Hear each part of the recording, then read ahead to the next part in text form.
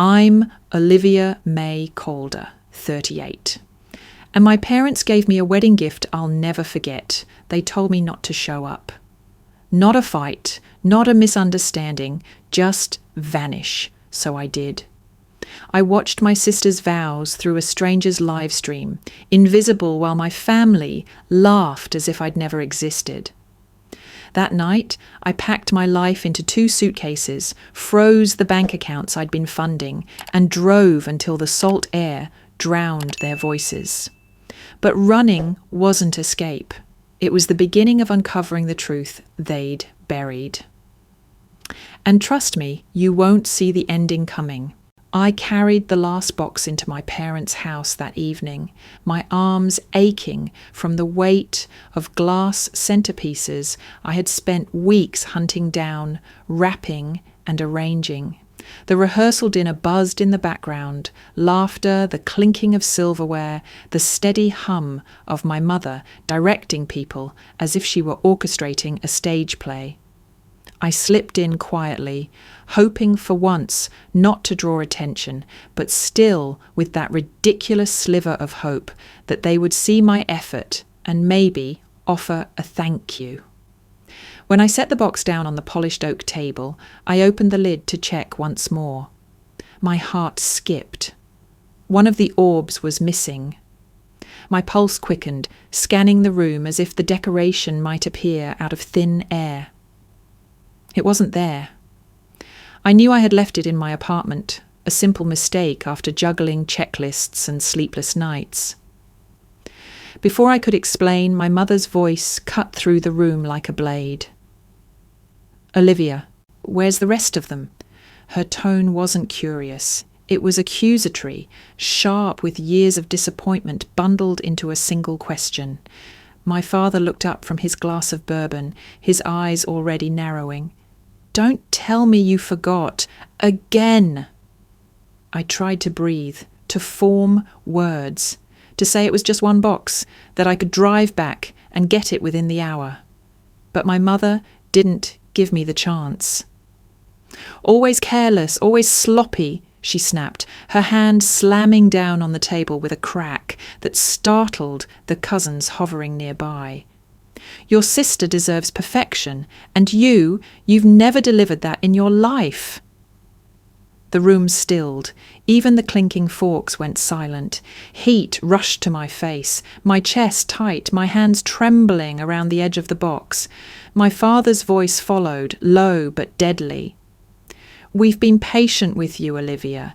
Too patient. But this is too much. You embarrass us over and over. I turned instinctively toward my sister. Sienna stood by the staircase in her soft rehearsal dress, her fiancé Evan at her side. Her hands clasped together, knuckles white. She didn't speak, didn't defend me, but her eyes shimmered. For a split second, I thought she might cry. A flash of something regret, guilt passed through her face. She knew where this was going. Evan glanced at her, then back at his phone, pretending not to notice. The silence stretched like a noose around my neck. I tried to steady my voice. No, it's just 1 box. I'll go get it. No, my mother cut in, her tone final, her face twisted with contempt. You've ruined enough already. You want to give your sister a gift? My father said coldly. Then disappear. Stay away from the wedding. Stay away from us. The words landed heavier than any physical blow. I heard someone gasp in the back of the room. Ruth, the photographer, froze by her floral arrangements, eyes darting but lips pressed tight. No one intervened. No one contradicted them. My body felt detached, like I was floating outside myself, watching this scene unfold in slow motion. For years I had endured the side comments, the comparisons, the subtle cuts that told me I wasn't enough, but this was the execution. My hand slipped into my coat pocket where the moonstone pendant rested, carefully wrapped in tissue. I had spent $2,000 of my savings, money meant for a professional conference, to buy it for Sienna. a delicate piece, chosen because she once admired a photo of one in a magazine. It was meant to shine against her wedding dress, a symbol that I had done something right, something meaningful. I pulled it out, unwrapped it with steady hands. The moonstone caught the light from the chandelier, glowing faintly, almost defiant. I placed it on the table between the boxes of glass orbs, right in front of my mother's tapping fingers. "There's your gift," I said, my voice even, though my insides shook. No one spoke. My father's jaw tightened. My mother looked away. Sienna's eyes filled, but still she said nothing. I straightened my shoulders, turned, and walked out of that house. The laughter didn't resume. The only sound behind me was the echo of the front door slamming shut, sealing the moment like a curse. The cottage-sized apartment I had called home for 3 years felt emptier than ever when I returned that night. The boxes of decorations I had carefully packed weeks earlier were scattered across the floor, reminders of how much I had invested in a family that never wanted me. I collapsed onto the couch, my body heavy, my mind replaying the words, "The greatest gift you can give is to disappear." I told myself not to look, not to torture myself further. But curiosity, or maybe masochism, won. I opened my laptop and clicked on the shaky live stream a friend from work had posted. The video buffered, then filled the screen with golden light from the barn strung in fairy lights. The crowd was buzzing, glasses raised, smiles wide. There they were, my parents, radiant with joy, standing beside Sienna in her lace gown. Evan leaned toward her, whispering something that made her laugh. My mother clinked her glass, delivering a toast, her voice ringing out with pride. My father's arm was wrapped around her waist, their unity picture perfect. It was as if I had never existed. No one glanced at the empty chair where I should have been. No one spoke my name. The decorations I had chosen gleamed on every table, yet my presence had been erased. My work absorbed into their perfect tableau. Watching them laugh, watching my father beam, felt like being stabbed with invisible knives. I was about to close the stream when the camera jolted, swinging briefly across the reception hall. My breath caught. For an instant, the shot lingered on the table near the front, and there, half hidden under the delicate lace of Sienna's sleeve, something shimmered. The moonstone, the pendant I had left on the table, my last silent offering, was clasped around her neck. She wasn't flaunting it. No, it was tucked beneath the fabric, subtle, almost secret. But when she lifted her hand to brush her cheek, the stone caught the light. I froze. My chest tightened, my mind scrambling to process what I was seeing. She had kept it, not discarded it, not handed it back to my mother as another failed attempt from the family's disappointment. She had worn it, hidden, yes, concealed beneath lace and layers of expectation. But it was there, pressed against her skin, as close to her heart as it could possibly be. A rush of conflicting emotions surged through me. Rage, because she had stood silent when our parents condemned me. Grief, because her silence had cut deeper than their words. But also something softer, a flicker of hope. Because in that tiny gesture she had acknowledged me. She had carried me with her, even as she let me be cast out. The camera moved again, shifting back to the smiling couple at the altar, and the pendant disappeared from view. But the image seared itself into my mind. Maybe she hadn't been able to fight for me out loud. Maybe she had been too afraid of losing everything. But that hidden stone whispered of something unspoken, a bond buried but not broken. I closed the laptop slowly, the glow fading into darkness. For the first time since leaving the house, I let the tears fall. Not just for the cruelty, not just for the exile, but for the tangled complicated truth. They had rejected me, but she hadn't entirely let me go. And in that contradiction, I realized something vital. My family had tried to erase me, to write me out of their story, but stories have layers, and sometimes the quietest ones are the hardest to destroy. That night, lying in bed, I pressed my palm against my chest, as if to mirror where the moonstone rested against hers. We were both trapped in different prisons. Hers gilded, mine abandoned.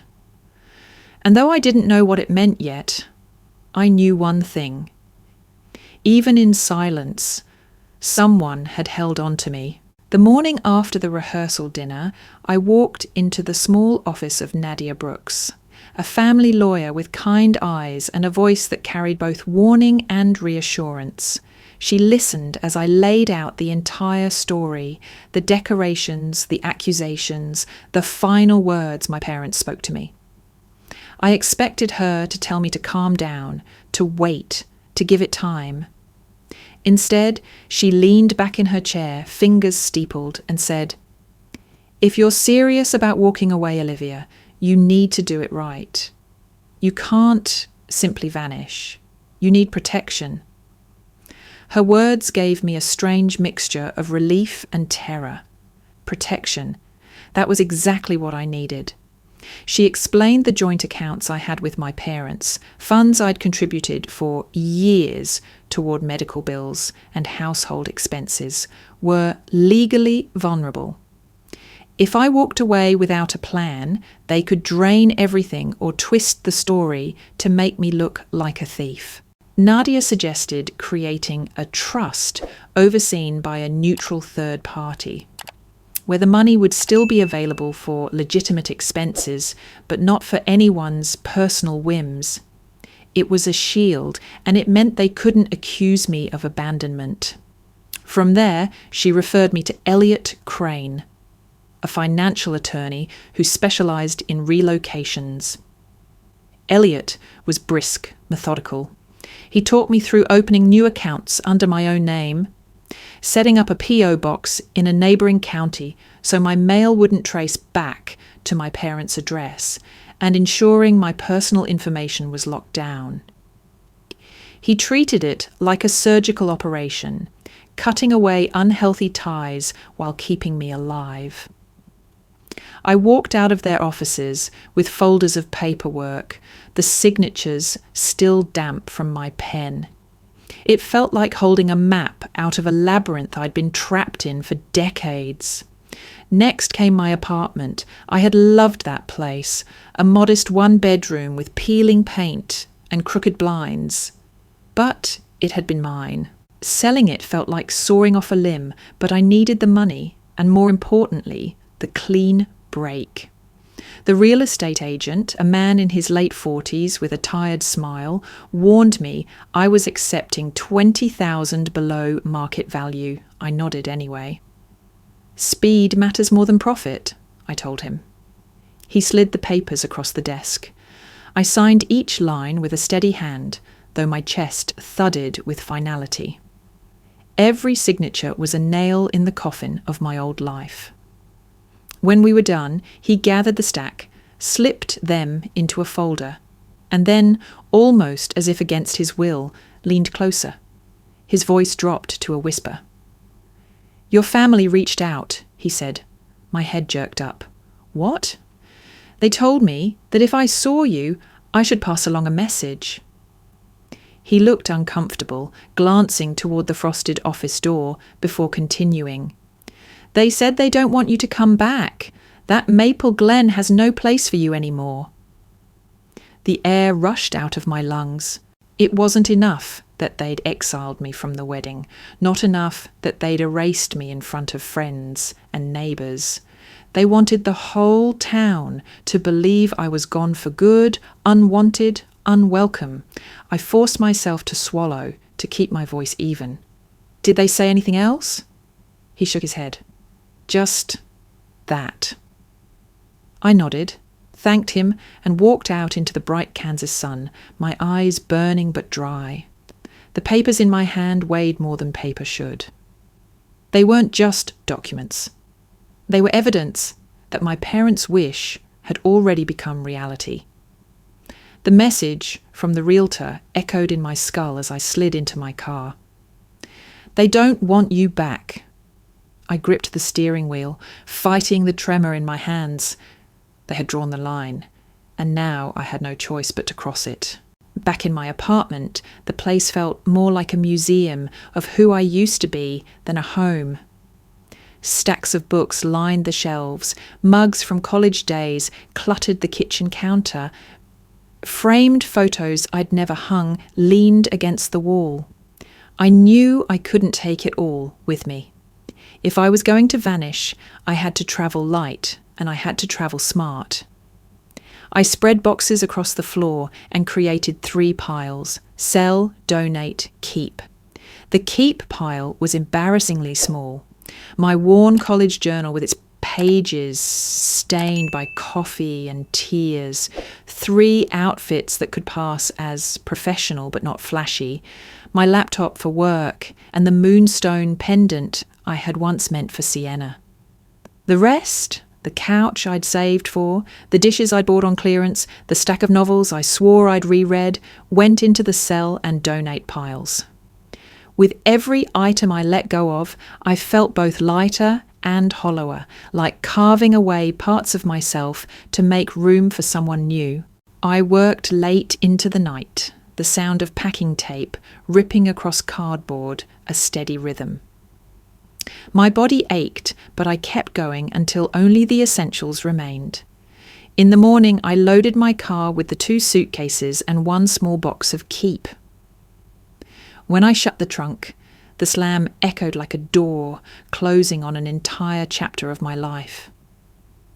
I didn't look back when I pulled away.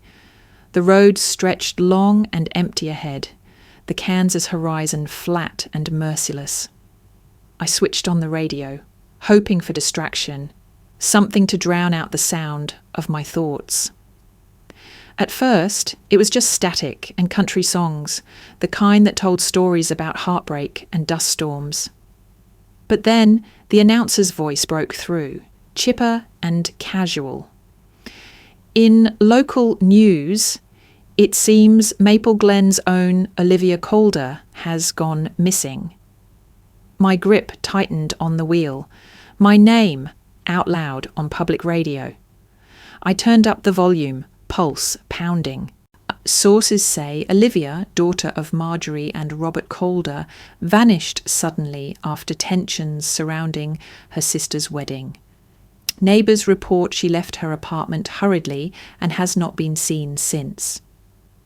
The Calders declined to comment directly, but close family friends tell us the family is devastated by her disappearance and concerned for her well-being.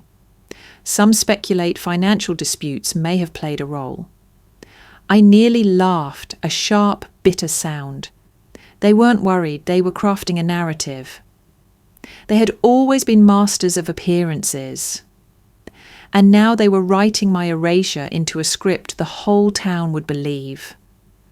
The announcer paused, then continued, almost too cheerfully. And in a tragic twist, there are whispers that Olivia may be struggling with mental health challenges. Sources close to the family suggest she may need professional treatment. Our thoughts go out to the Calders during this difficult time. The words struck me harder than the command to disappear. They weren't just pushing me out, they were warping the truth. I wasn't the careless daughter who left. I was now the unstable woman who couldn't handle life, the liability who needed medical intervention. In 30 seconds of airtime, my entire existence had been twisted into a story they could pity and dismiss. I pulled over onto the shoulder, my car rattling as trucks roared past. My breath came fast, shallow, as if the radio had stolen the air from my lungs. They had gone beyond rejection. They were rewriting me into a tragedy, a cautionary tale. I pressed my forehead against the steering wheel, eyes squeezed shut. Rage burned in my chest. hot enough to smother the despair clawing at me. If they wanted the world to think I was broken, then they underestimated me. I wasn't broken. I was leaving because I refused to be broken anymore. I switched off the radio, started the engine again, and merged back onto the highway. Ahead, the horizon stretched into uncertainty, but at least it was mine. They could broadcast their version of me to Maple Glen, but I was already gone, already rewriting myself on a road they couldn't follow. By the third day of driving, the flat lines of Kansas had given way to the winding green of Carolina marshland. The air carried salt, even miles from the water, thick and humid, but alive in a way I hadn't felt in years. I followed a gravel road until it ended at a weathered cottage, perched on stilts above the edge of a marsh. Paint peeled from the siding, and the porch creaked under my feet. But when the landlord handed me the keys and I turned the knob, the door opened into a space that was mine, and mine alone. Inside, it smelled faintly of damp wood. The kitchen faucet dripped, and one window stuck when I tried to lift it. The floors slanted slightly, like the house was leaning into the marsh winds, but I didn't care. After a lifetime of living in a house that was never truly mine, this crooked, imperfect cottage felt like freedom. I unpacked slowly, placing my journal on the nightstand, my laptop on the rickety desk by the window. The moonstone pendant I hung on a nail above the bed. A reminder of both what I'd lost and what I carried forward. For the first time in weeks, I lay back on a mattress and exhaled without fear of who might be listening in the next room. The silence was my own. The next morning I woke early, restless with equal parts dread and possibility. I wandered into town, following the main street until the scent of roasted coffee pulled me toward a corner cafe with a hand-painted sign, Brackish and Bean. Its windows were fogged, the bell over the door jangling when I pushed it open. The place was small, cosy, filled with mismatched chairs, and the soft murmur of locals trading news over steaming mugs. Behind the counter stood a woman in her late 40s. Hair tied back in a messy bun, streaked with silver. Her sleeves rolled up as she wiped the counter. Her smile was wide, unforced, the kind of smile that belonged to someone who had nothing to prove. "What can I get you?" she asked. I hesitated, suddenly aware of how out of place I must have looked. Stranger, outsider, drifter. "Just coffee, black?" She nodded, poured it into a ceramic mug, and slid it across the counter. "Name?" For a moment I froze. No one had asked for my name in weeks, without attaching it to a disappointment, a failure, a demand. Name had always meant Olivia, the mistake. My throat tightened. "Olivia," I managed. She grinned and picked up a marker. "Olivia," she repeated as she wrote it across a sleeve and slid it onto the mug. "Welcome to Seabrook. I'm Marina." It was such a small exchange, so ordinary, yet it hit me harder than I expected. A stranger had said my name without disdain, without weight, without the baggage my family had tied to it. For once, my name wasn't a curse. It was simply me. I took a seat by the window, clutching the mug, letting the steam warm my face. Around me, people chatted about fishing tides, the new grocery hours, a church fundraiser. No one whispered about me. No one looked twice. For the first time, I was invisible in a way that felt like safety, not exile. Marina came by later, topping off my coffee. "New face," she said lightly. "Seabrook's good for new beginnings." Her words wrapped around me like a blanket. I nodded, not trusting my voice. Because that was exactly what I needed. A beginning where I could write my own story, not live the one they had scripted for me. When I left the cafe, the bell jingled again, but this time I felt different. I had walked in as the unwanted daughter of Maple Glen. I walked out as Olivia, a woman with her own name, her own space, her own chance. Settling into the cottage meant more than unpacking. It meant figuring out how to survive. I couldn't lean on my parents' accounts, not anymore, and I refused to live off savings that would vanish too quickly. I had skills, though, years in marketing, design, branding. If they had never valued it back in Maple Glen, maybe strangers in Seabrook would. So I built a profile on a freelance platform, uploading samples of old campaigns I'd led, rewriting descriptions until they sounded like possibility instead of desperation. My laptop hummed on the uneven desk as I refreshed the page over and over, waiting for someone, anyone, to take a chance on me. 3 days later, a notification popped up. A client wanted a logo design for a small boat repair business. I said yes immediately, heart hammering as if it were $1 million contract. I worked for hours, sketching, refining, until the design felt right. Strong lines, blue tones, a subtle wave motif. When I sent it off, I braced myself for silence or rejection. The reply came within an hour. Perfect. Exactly what I envisioned. Thank you. The payment cleared the next morning. It wasn't much, but it was mine. Earned on my terms with no strings attached. I celebrated with a second coffee at Brackish and Bean, Marina teasing me that I was already a regular. For the first time in years, I let myself smile without worrying who might call it undeserved. A week later, another request landed in my inbox. This one was different. The username was vague, New Horizons, and the description was short. Logo design, willing to pay double your rate, deliver in 2 weeks. Suspicion prickled at me. Anonymous clients went unusual online, but doubling the rate? It felt too good to be real. Still, I couldn't afford to say no. I accepted. I spent the following days sketching ideas, each time circling back to the oddness of the brief. The business they described was vague, almost generic: consulting, growth, progress. The sort of placeholder words you used when you didn't want to reveal anything at all. When I delivered the first drafts, the client responded almost instantly. "These are wonderful. You've always had talent, Olivia." I froze. The words were wrong, too personal.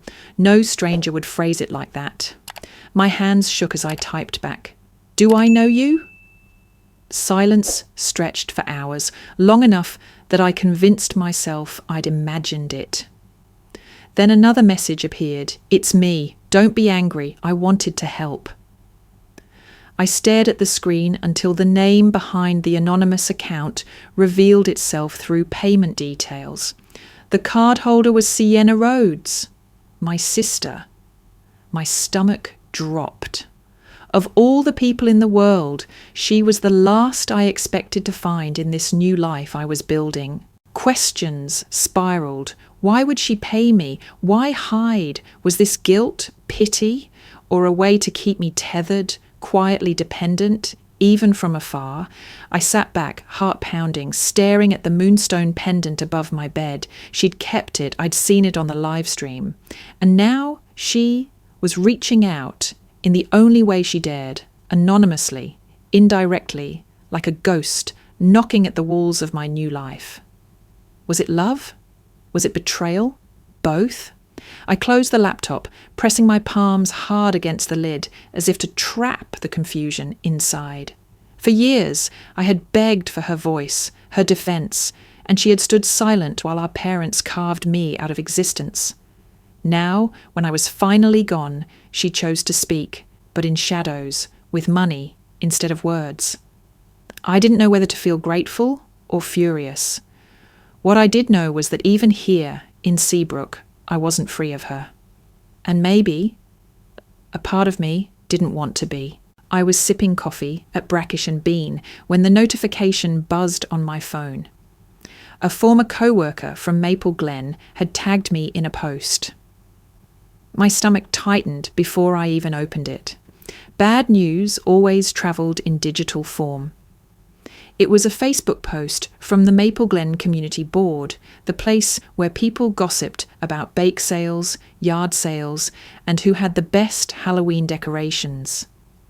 But now, plastered across the top of the feed, was my mother's face. Her words in black and white stopped my breath. It's devastating to admit this, but our daughter Olivia has taken advantage of us. She mishandled funds meant for her sister's wedding and left in disgrace. We are heartbroken, but we cannot ignore the truth. Please keep Sienna and Evan in your prayers as they rebuild from the damage Olivia caused. The comments were already piling up. Sympathetic emojis, condolences, words like how awful, and I always knew she seemed troubled. I stared at the screen, my hands trembling. This wasn't just rejection, it was erasure painted as morality. They hadn't just told me to leave. They had written the story so everyone else would see me as the villain. My first instinct was to call Sienna to beg for her to clear my name, but I didn't. She'd chosen silence once before, and I couldn't gamble on her voice now. Instead, I called Elliot Crane, the financial attorney who had helped me set up the trust. He answered on the second ring, brisk and steady as ever. "Olivia?" "They're saying I stole," I blurted, the words tumbling out. "They're telling the whole town I mishandled the wedding money."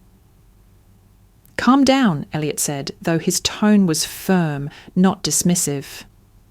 "I'll pull up the trust records." I listened to the clatter of his keyboard, the tapping of his pen.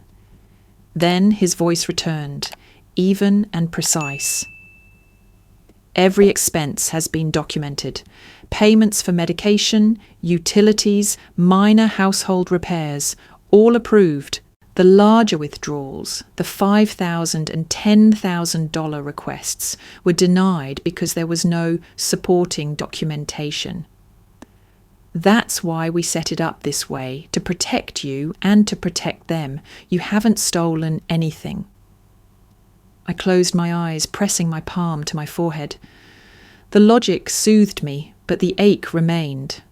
Facts could defend me in court, but in the court of public opinion, my parents' voices carried more weight than mine ever had. "I'll draft a statement," Elliot added. "Short, professional. The trust is intact. Funds are being dispersed properly. No accusations, just clarity." "Thank you," I whispered. After we hung up, I scrolled back through the community board. My mother's post had spread like wildfire. Friends of the family, old neighbours, even my high school art teacher had commented, their words dripping with pity for them and quiet disdain for me. Then another notification appeared. Ruth Jameson, the photographer from the wedding, had uploaded a gallery of images. I hesitated, then clicked.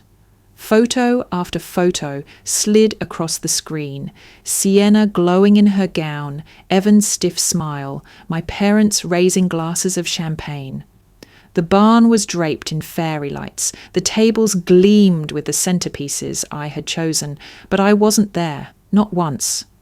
The caption beneath the album twisted the knife deeper. The Calder family, finally whole and happy. Proof that when love is enough, nothing is missing. Nothing missing. The words seared into me. Ruth had erased me with a single sentence, as if my absence was the final puzzle piece to their perfect picture. I set the phone down, chest tight, breath shallow. The cafe around me buzzed with ordinary life, the clink of mugs, the hiss of the espresso machine. But in my corner seat, I felt the walls closing in. This was no longer about private rejection. It was public annihilation. And for the first time since leaving Maple Glen, I wondered if disappearing would be enough. The next morning, my phone lit up with a string of missed calls and frantic voicemails. My mother's voice cracked through the speaker, thick with panic. "Olivia, your mother's in the hospital. You need to come home. Please come back. This isn't the time for pride."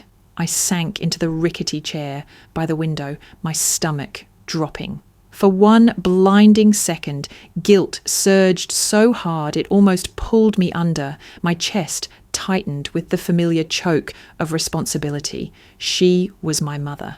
Could I really ignore that? The messages kept coming. My father's voice, sharp and urgent. "Your mother collapsed. The stress you've caused.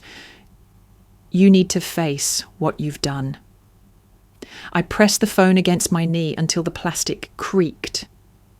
It was the same old trick, but louder, crueler, wrapped in a hospital gown. The weight of their words curled around my neck like a noose, tightening with every replay.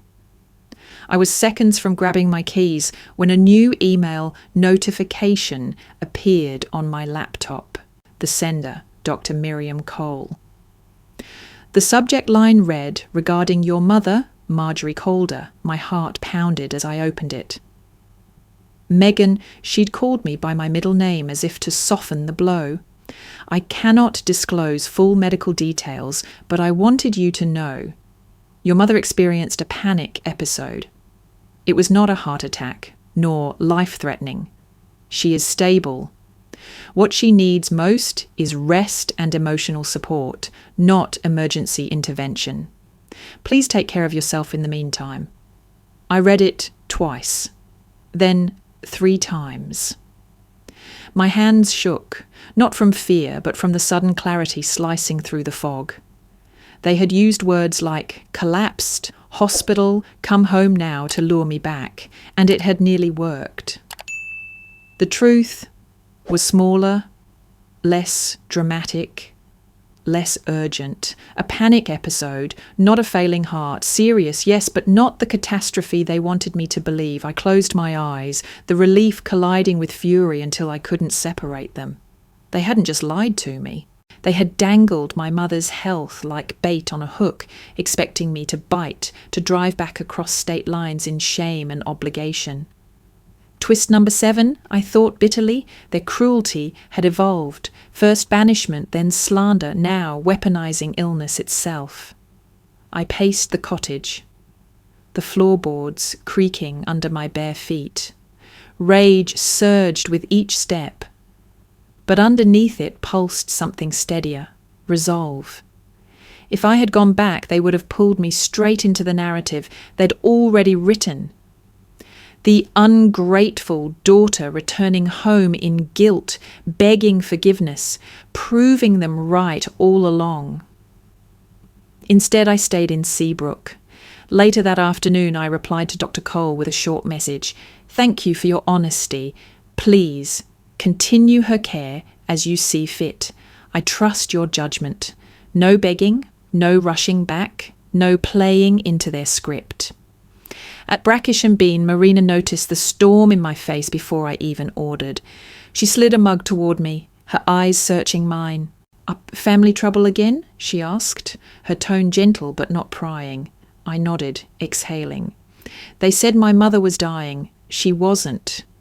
Marina tilted her head, her expression sharpening. "Sometimes people don't collapse from illness. They collapse from control, slipping away. Be careful what you run back to." Her words landed with a weight I couldn't deny. That night I lay awake, staring at the moonstone pendant above my bed, the soft glow catching bits of streetlight through the window. It no longer looked like a symbol of what I'd lost, but of what I'd survived. They could twist my reputation. They could weaponize my name. They could even wield my mother's heartbeat as a chain. But I wasn't running back into the trap. Not this time. The package arrived on a rainy afternoon, dropped at my porch by a delivery driver who looked relieved just to escape the storm. The box was addressed to me, but bore a Maple Glen return label. I hadn't ordered anything. My hands trembled as I brought it inside, setting it on the uneven kitchen table where droplets of water pooled on the warped wood. I cut through the tape with a kitchen knife and peeled back the cardboard flaps. Inside was a smaller velvet box, the kind photographers use to ship memory cards and proofs. My pulse quickened. I lifted it out, and beneath the foam padding was a USB drive, plain and unmarked, along with a stack of printed photographs. The photos hit me first. Images of Sienna's wedding, each glossy print, sharper than the live stream I'd watched through my phone. She looked radiant, glowing under the barn's fairy lights, Evan stiff but smiling at her side. My parents were caught mid-toast, their faces alight with pride. But as I sifted through the pile, my throat tightened. Every shot had been curated, table settings, guests laughing, couples dancing. Not a single frame showed me. I knew I had been there for the rehearsal, had touched every decoration, had poured myself into every detail. And yet the pictures looked as if I had never existed at all. My hand went to the USB. If the photos had erased me, maybe the raw files held the truth. I plugged it into my laptop, the screen flickering as folders filled with images appeared. Hundreds of files, each labelled with timestamps. I clicked one at random, the rehearsal dinner, guests milling, my mother directing, my father sipping from his glass. My own figure appeared briefly at the edge of the frame, bent over the table arranging centerpieces. Proof that I had been there. Proof that Ruth's curated album was a lie. Then I clicked on another file. This one a video. The camera had been left recording longer than intended, capturing not just images, but voices. At first, it was background chatter, the scrape of chairs, laughter, clinking glasses. Then my mother's voice, sharp and unmistakable. The best gift she can give us is if she disappears. The words rang through my tiny cottage like a curse echoing from the past. My heart slammed against my ribs, breath catching in my throat. I replayed it, just to be sure. Her tone was final, venomous, not a slip of the tongue, but a conviction spoken out loud. I sank back in the chair, the room spinning. It wasn't just my memory anymore. It was evidence. Proof that my exile wasn't imagined, wasn't exaggerated. Proof they had spoken the sentence that cut me out of their lives. Then came a second voice, softer, trembling. I don't want that. It was Sienna. My hand flew to my mouth as tears welled. I had assumed her silence that night was complicity. I had believed she had stood by, unwilling to risk her place. But here, caught in the raw footage, was her whisper of defiance. Small, almost buried, but real. She hadn't fought, not in public. She hadn't defended me to my face. But behind the clamour of that evening, she'd spoken against them. A thread of resistance hidden under layers of silence. I replayed that fragment over and over, clinging to the sound of her voice like a lifeline. It was faint, almost drowned out by the shuffle of chairs, but it was there. Proof that I wasn't completely abandoned. Proof that part of her had wanted me to stay. The contradiction sliced me open. She had let me walk out. She had worn the moonstone at the wedding, hidden under lace. And now here she was, on tape, whispering that she didn't want me gone. I didn't know whether to feel betrayed or comforted. The storm outside raged harder, rain battering against the windows as if echoing the chaos inside me. I pulled the USB from the port and set it down beside the photos, staring at the evidence that both condemned and redeemed my family. For the first time since leaving Maple Glen, I realised the story wasn't as simple as I thought. I had been erased, yes, but in the shadows, someone had tried to hold on to me. The USB sat on my desk like a loaded weapon. Every time I glanced at it, my chest tightened. Inside was a recording that could change everything. My mother condemning me, my sister whispering dissent. Evidence, pure and raw, but evidence could cut both ways. I toyed with the idea of sending it to the Maple Glen Community Board, uploading the clip so every smug comment under my mother's post would shrivel in the light of truth. I imagined neighbours hearing her voice. The best gift she can give us is if she disappears. No amount of damage control could soften that, and yet the thought made me uneasy. Was it justice or vengeance? Did I want the town to know the truth, or did I just want them to hurt the way I had been hurt? The line blurred the longer I stared at the drive. The decision weighed heavier after I opened my P.O. box later that week. Among the junk mail and bills was a thick envelope forwarded from Maple Glen's accounting firm, the one my parents had built their reputation on. I carried it back to the cottage, heart pounding. Inside were files, invoices, client records, correspondence. At first glance, it looked routine, but then I noticed the signatures. Page after page of quarterly reports, contracts, and staff memos bore Sienna's name in bold, with neat notes about her innovative strategies and key contributions. Except I remembered writing those reports.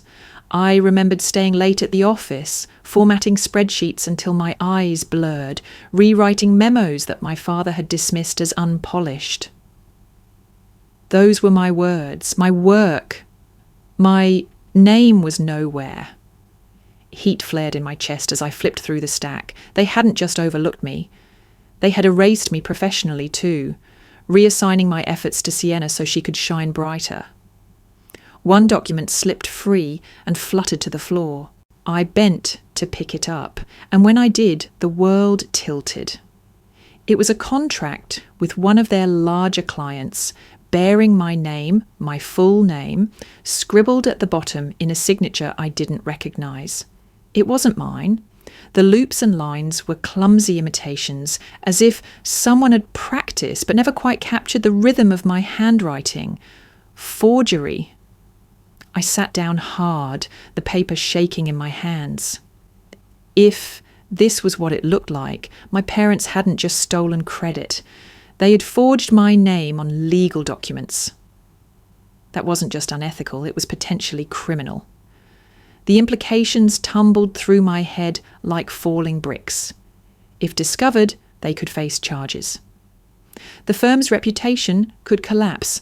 Every pillar of the community, accolade they had built, might crumble overnight.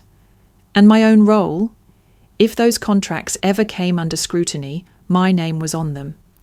Even if I could prove the signatures weren't mine, the shadow of doubt would linger. The room seemed smaller, the walls pressing closer.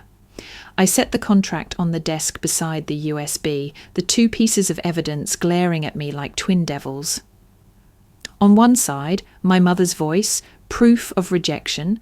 On the other, a forged signature, proof of fraud. I pressed my palms over my face, groaning. What was I supposed to do? Use them as weapons? Guard them as shields?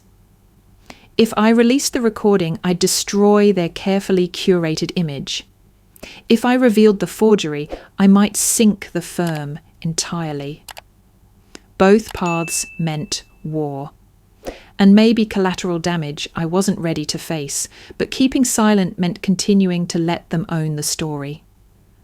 That night, I stood on the porch of the cottage, the marsh stretching into darkness.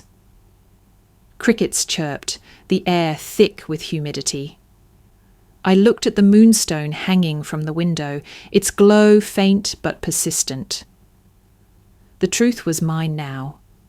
The question was whether to wield it or bury it, I was rinsing a chipped mug in the cottage sink when I heard the crunch of tyres on gravel outside.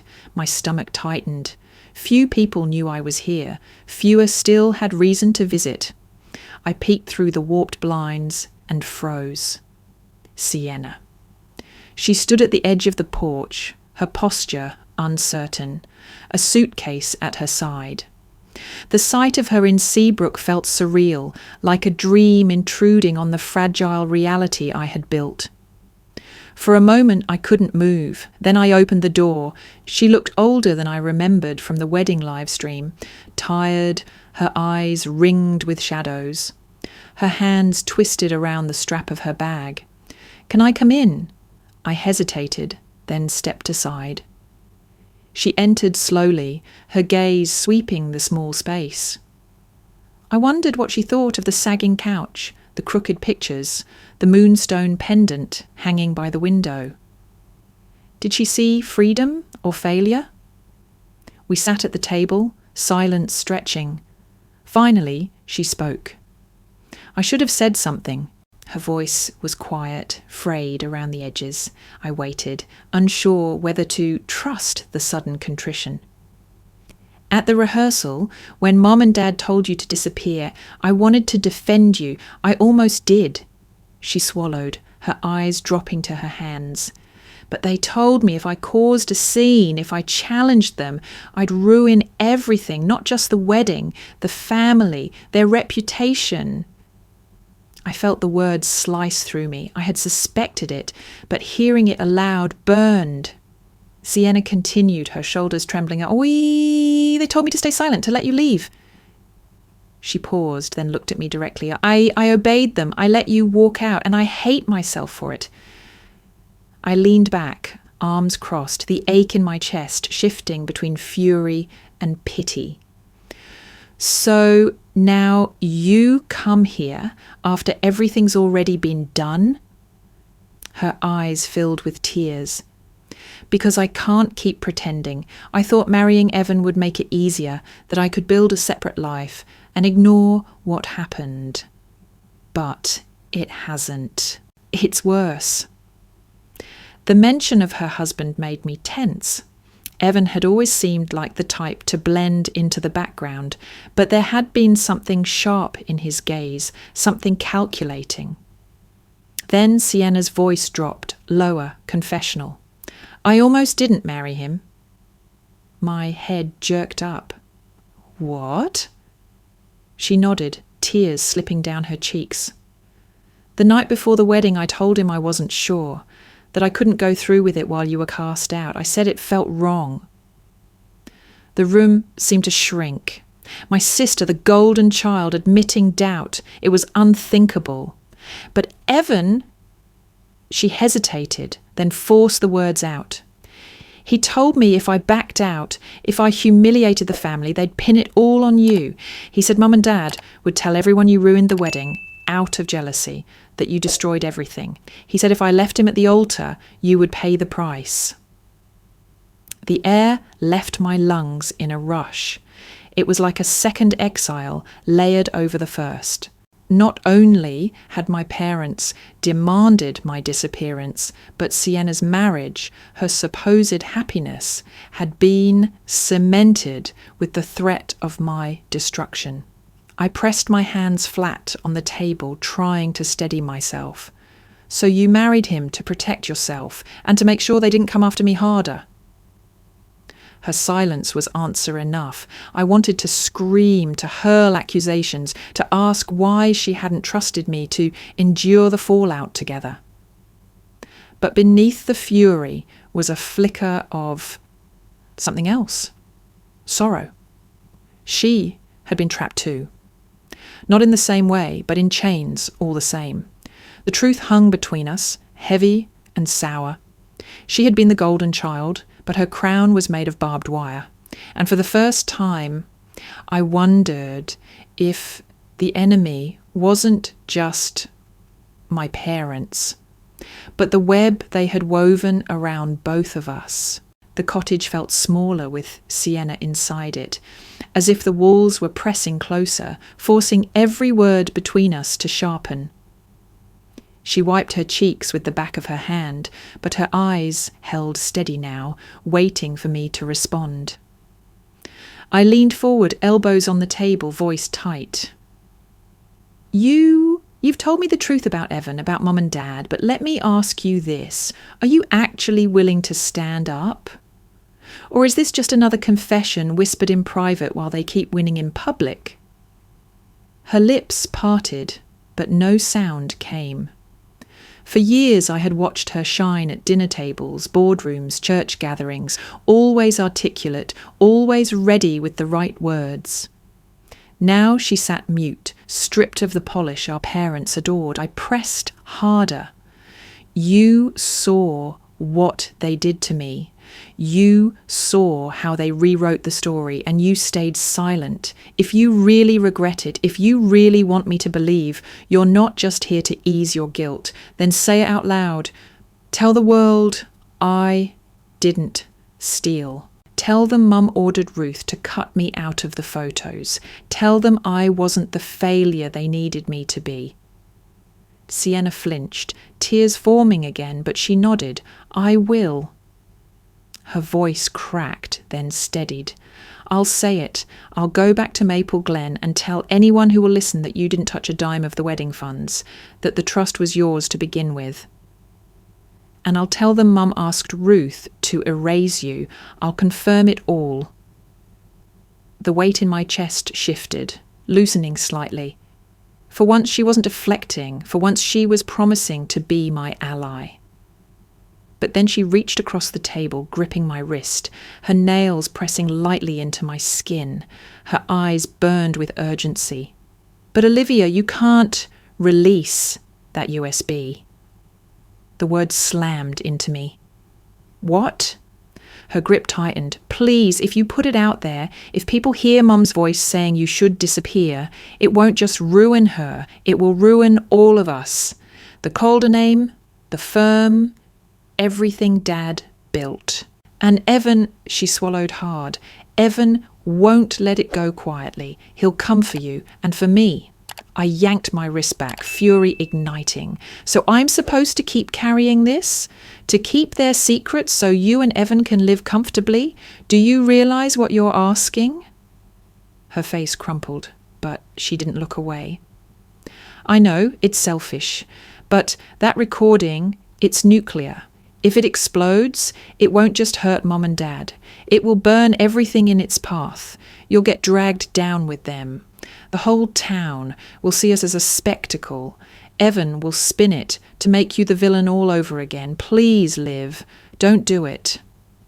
The plea sliced through me, leaving me torn in half. Part of me wanted to throw the USB into the ocean, to be rid of the constant temptation. Another part wanted to upload it to every screen in Maple Glen, to finally rip away the mask my parents wore so smugly. I stared at my sister, this woman who had lived on a pedestal all her life and was now trembling in my kitchen. She wasn't untouchable, she wasn't golden, she was just as trapped as I had been, only her cage was gilded and polished. I don't know if I can make that promise, I said quietly. Her shoulders sagged, relief mixed with fear flickering across her face. Just think about it, Iwi. Please. We sat in silence, the marsh humming outside, cicadas buzzing through the screen door. The USB remained on my desk, a small, unremarkable object holding the power to unravel everything. For the first time, I realised the choice wasn't simply about revenge or justice. It was about survival, for me, for Sienna, for all of us. But survival had a cost, and I wasn't sure who I was willing to make pay it. The meeting was held in a neutral office downtown Maple Glen, a place chosen deliberately so no one could claim home field advantage. The blinds were half closed, muting the sunlight into grey strips across the conference table. My lawyer Elliot sat beside me, his briefcase open, papers lined neatly inside. Across from us, my parents. My mother's lips were pressed so tight they were almost white. My father leaned back in his chair, arms folded, the image of cold detachment. Sienna sat at the far end, her hands clasped together, her gaze fixed on the polished surface of the table. She had insisted on being here, even though Evan had tried to stop her. Elliot began, his voice measured. "We're here today to address the accusations made publicly against Ms. Olivia Calder, and to review financial records that will clarify the truth." I exhaled slowly and slid forward the folder I had prepared. Copies of the trust documents, receipts for every expense covered, logs of denied withdrawals without documentation. Each page landed with a quiet slap, proof stacking up higher and higher. My mother glanced at them, then looked away. My father didn't even pretend to examine the evidence. I spoke directly, my voice steadier than I expected. "Every cent I contributed is accounted for. The trust ensures bills are paid, medications covered. What you posted about me, what you told the town, it wasn't just wrong, it was a lie." My mother's nostrils flared. "We did what we had to. People were asking questions. We couldn't just say nothing." Sienna finally lifted her head. "You could have told the truth," she said softly. For the first time, my father shifted, his eyes snapping to her. Then he turned back to me, his voice low, almost calm. "You don't get it, Olivia. It was never about truth." The room stilled. He leaned forward, resting his elbows on the table. "We don't hate you, not really, but families like ours, we survive on perception, and perception requires someone to carry the blame when things crack. You were never going to be the golden child. You didn't have the polish, the obedience. So you became the other role, the scapegoat, the one who absorbs the failures so the rest of us can shine." The words were delivered without malice, like a business transaction, a fact of life. That made it worse. "You're saying I was chosen," I said, my throat dry. He nodded once. "From the beginning, it wasn't about hate, it was about balance. Sienna excelled. You carried the weight. That's how the family worked." The air around me seemed to collapse. For years I had blamed myself, believed I wasn't good enough, that if I had just tried harder, I could have earned their approval. But this was different. It wasn't about me failing. It was about them deciding. I wasn't the family's disappointment. I was their design. Something inside me broke, but not in the way they expected. It wasn't collapse. It was release. I pushed the folder back toward Elliot. "You've admitted it then. I wasn't the failure. I was the scapegoat. That's on you, not me." My mother's face flushed, anger breaking through her carefully held poise. "Don't twist this." But I cut her off, my voice sharp. "No, you twisted me. For decades, you needed someone to blame, so you built me into the role. And I played it, because I thought if I bore enough, you might finally see me. But you never would, because you never wanted to."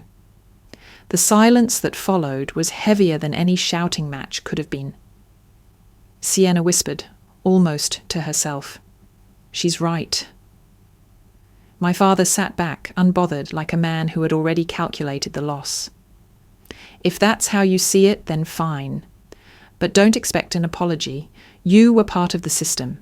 You always will be." I shook my head slowly. "Not anymore." For the first time in my life, I wasn't trying to win their approval or even their understanding. I was naming the truth. I wasn't a broken daughter. I was a chosen scapegoat. And knowing that meant I could finally set the role down. When I returned to Seabrook, the marsh greeted me with its familiar hum, the cicadas, the rustle of reeds in the wind, the soft splash of fish breaking the surface. The town no longer felt like exile, it felt like belonging. I threw myself into work, not just the freelance projects, but something new, something mine. Marina had nudged me one afternoon at Brackish and Bean. You tell stories well. Ever thought about helping others tell theirs? The idea settled deep inside me, and weeks later, I rented the back room of the cafe and hung a sign, Story and Canvas Workshop, Finding Voice Through Words and Art. The first night, only 3 people showed up: a retired fisherman with notebooks full of poems, a teenager sketching faces she couldn't speak about, and a middle-aged woman who whispered she'd just left an abusive marriage. We sat around a scarred oak table, pens scratching, brushes moving, silence and colour weaving together. By the end of the evening, the fisherman read his first poem aloud, voice shaking but proud. The teenager painted her own reflection, eyes fierce. The woman smiled for the first time that night, showing us the storm she'd survived through strokes of blue. Something inside me shifted again. I wasn't just surviving anymore. I was building. I was helping others unspool the weight of silence the way I had once longed for someone to help me. Back at the cottage, I created my own ritual. I hammered a small nail into the wall above the desk and hung the moonstone pendant there. No longer a gift meant to win love, no longer a symbol of rejection. It became my boundary marker, a reminder that I could set the terms of my own worth. Whenever doubt crept in, I looked at it and whispered to myself, I am enough, even here, even alone. The seasons shifted, my workshops grew, word spreading across Seabrook. People came not because of my family name, but because of what I offered: space, honesty, connection. For the first time, I was seen without being defined by someone else's shadow. Then one evening, as the marsh glowed orange with sunset, my phone buzzed with a text from an unfamiliar number. I almost ignored it, but curiosity won. If you want, come home for dinner. The sender was listed simply as Mom. My breath caught. 2 short sentences, as flat and sharp as a blade. No apology, no acknowledgement. Just an invitation, or perhaps a test. I sat on the porch, staring at the words as the light faded. For a long time, I imagined walking back into that house, sitting at the table where I had once been told to disappear. I imagined them pretending nothing had happened, folding me back into their script as if the past year had been an intermission. But then I looked at the moonstone glowing faintly through my cottage window. The pendant swung gently in the evening breeze, no longer heavy with loss, but steady with choice. I didn't reply, not because I hadn't seen it, not because I hadn't felt the tug of old loyalties, but because silence was its own answer. I stayed on the porch until the marsh went dark, listening to the chorus of frogs rising like a hymn. For the first time, the choice wasn't between their love and their rejection. It was between betraying myself or standing firm. And I chose me.